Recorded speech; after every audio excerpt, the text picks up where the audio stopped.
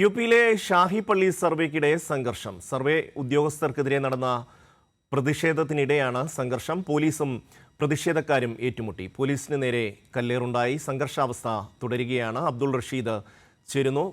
റഷീദ്, വിശദാംശങ്ങൾ.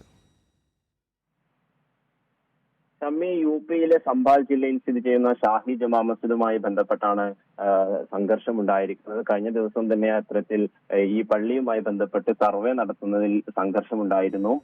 എന്തായാലും രാവിലെ 6 മണിയോടുകൂടി പള്ളിയിൽ സർവേ നടത്തുന്നതിനായി ഒരു സംഘം ഉദ്യോഗസ്ഥർ വരികയും അവരെ തടയുന്നതിനായി പള്ളിക്ക് പുറത്ത് 100ഓളം പേർ സ്ഥിതി ചെയ്യുകയായിരുന്നു. ഇതിന് പിന്നാലെയാണ് വലിയ രീതിയിലൊരു സംഘർഷം പോലീസും ഉദ്യോഗസ്ഥരും ഒപ്പം ഈ പ്രതിഷേധക്കാരും തമ്മിലുണ്ടായത്.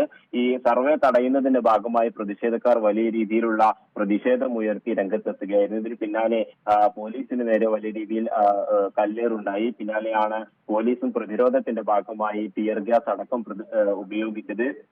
എന്തായാലും വലിയ രീതിയിലുള്ള ഒരു സംഘർഷമാണ് ഉണ്ടായത്. ഇതിനെ തുടർന്ന് നേരത്തെ തന്നെ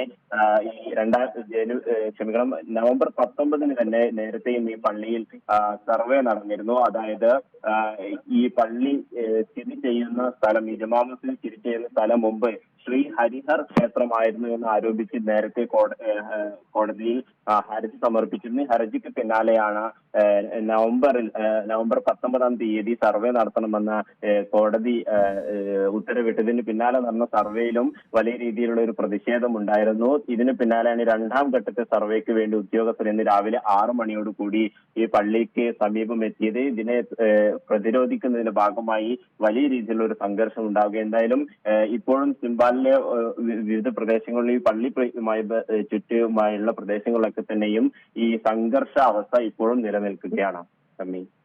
അബ്ദുൾ റഷീദാണ് വിവരങ്ങൾ നൽകിയത്.